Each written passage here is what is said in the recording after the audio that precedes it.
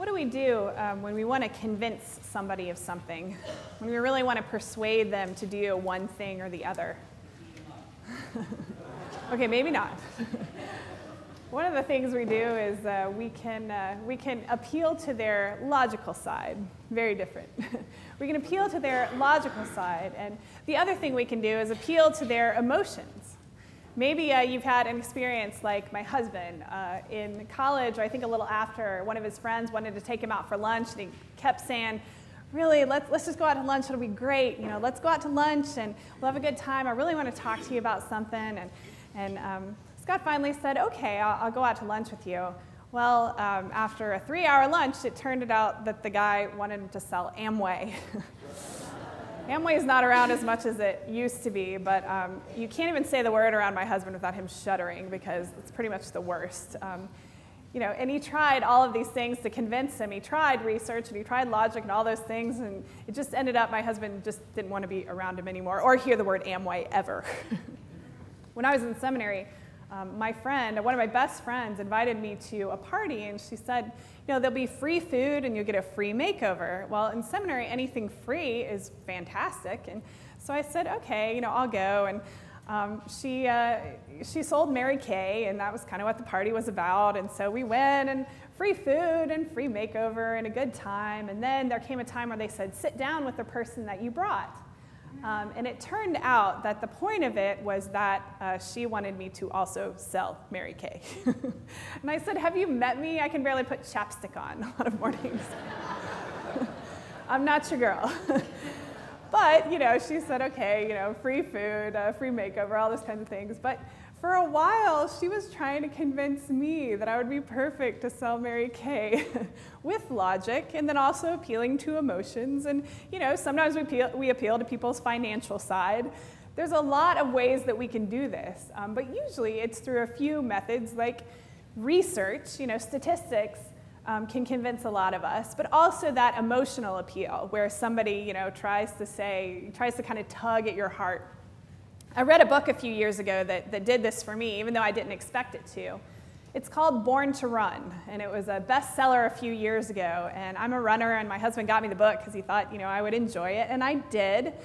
But what the author does is he gives you all of this research and all of these statistics, and at the same time, when you're reading the book, you kind of fall in love with these crazy characters.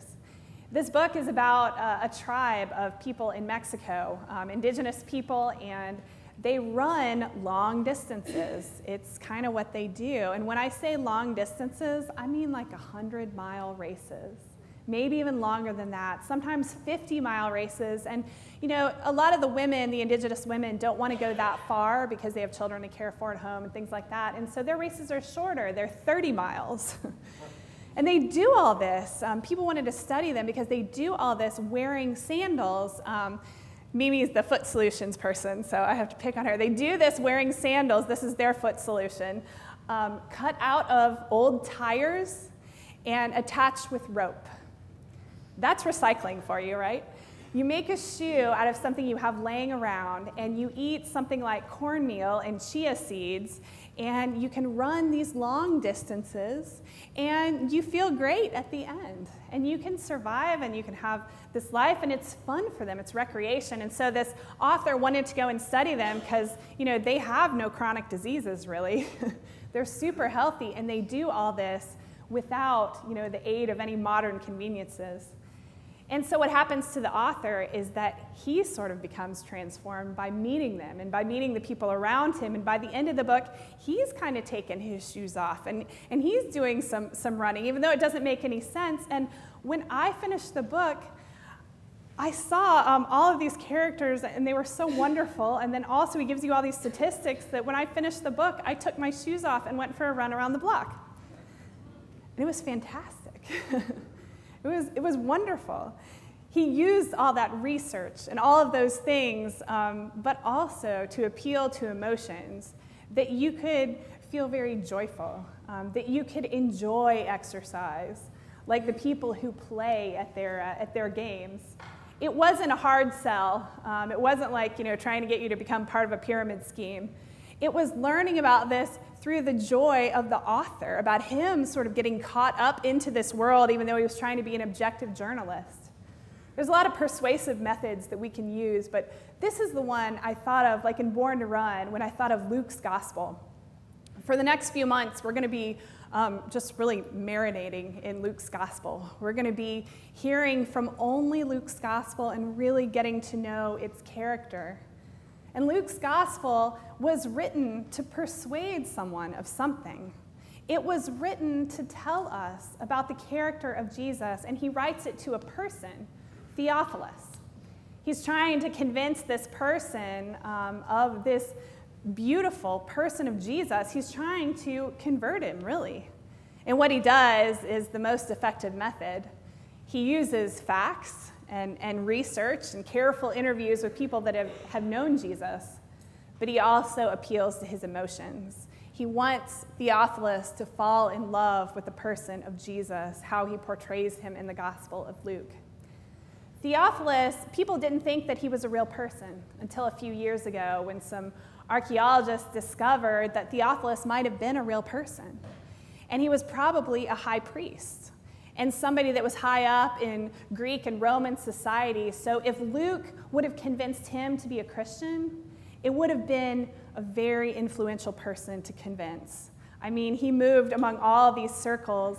And so when Luke is trying to do this, he is giving it everything he has. He has researched this.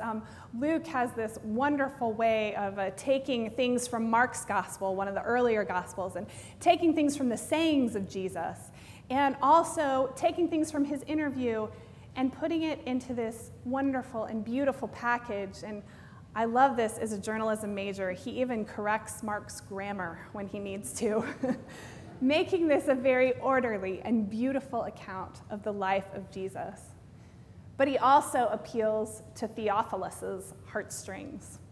On the tomb of this person, Theophilus, it has an inscription telling about his family, which is pretty common. And Theophilus had a son named Jonathan, and he had a granddaughter named Johanna. And Johanna is all through the Gospel of Luke. Luke loves to talk about women.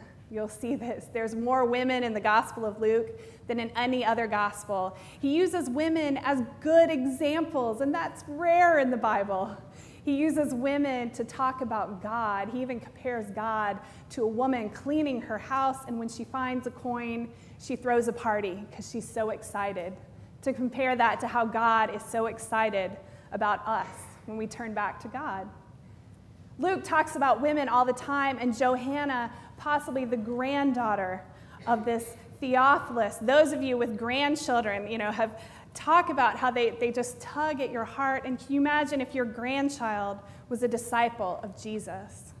And so Luke is saying, look, here's Johanna. She followed Jesus from the beginning. She helped provide for him with her money. Johanna was one of the ones who saw Jesus die on the cross. Johanna was one of the ones who went with the women to the tomb and saw it empty for the first time. And Johanna was one of the first preachers to say, he is risen. If this was your granddaughter, and also you have all these research and facts, if you were Theophilus, you couldn't help but be convinced. You couldn't help but do the equivalent of take off your shoes and run around the block and give your life to Jesus and all these things, because Luke's gospel, it makes you fall in love with Jesus. It makes you fall in love with this God of grace. And that's what we hope for you over the next few months. You're going to see a God who, in the parable of the prodigal son, which is only found in Luke, God opens his arms wide like a father and welcomes this son home. And in the Good Samaritan, which is also only found in Luke, these wonderful stories that we've heard since we were kids, in the Good Samaritan, God will be the person who does not want any of us to be left in the ditch, no matter who we think our neighbor is. And that when we walk by someone, no matter the barriers that have been put there by society, we're supposed to help them up. And if we're the one in the ditch, we're supposed to be grateful to whoever wants to help us. These stories are only in the Gospel of Luke, and they're set out to give us this orderly and wonderful and beautiful picture of a God of total grace. So that's what we'll be doing the next few months. And also Theophilus. Theophilus might be a real person, but he might not, because the name Theophilus means friend of God. And that's all of us, friends of God. The Gospel of Luke is addressed to you, one who loves God, this orderly account to show you the beauty of this God of grace, because you are beloved by God. Amen.